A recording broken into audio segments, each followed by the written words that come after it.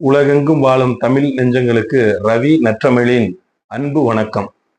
நீதிமன்றத்திற்கு என்ன தேவை?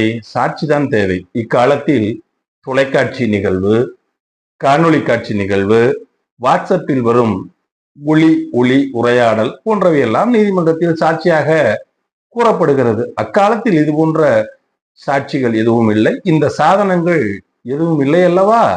அக்காலத்தில் ஒரு சாட்சி இருந்தது. அது என்ன சாட்சி என்றால், இயற்கையே சாட்சியாக நிற்கும் இலக்கிய பாடல் ஒன்று. அந்த பாடலை இயற்றியவர் கபிலர். யாரும் இல்லை, தானே கல்வன் தான், அது பொய்ப்பின் யான் எவன் செய்கோ, திணைத்தால் அன்ன சிறு பசுங்கால் ஒழுகுநீர் ஆறல் பார்க்கும் குறுகும் உண்டு தான் மணந்த ஞான்றே. தோழியிடம் கூறுவதாக அமைந்த பாடல். தலைவி தோழியிடம் என்ன கூறுகிறாள் என்றால், அவன் என்னை மணப்பதாக வாக்குறுதி அளித்தான். அந்த நேரத்தில் அவனும் நானும் மட்டும்தான் இருந்தோம், வேறு யாருமே இல்லை.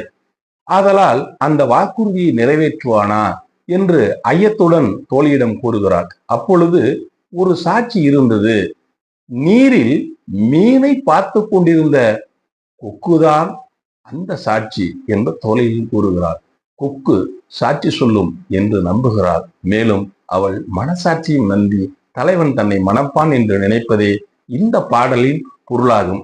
சங்க காலத்தில் மனசாட்சியே பெரிய சாட்சியாக இருந்தது என்பதை இப்பாடல் உணர்த்துகிறது.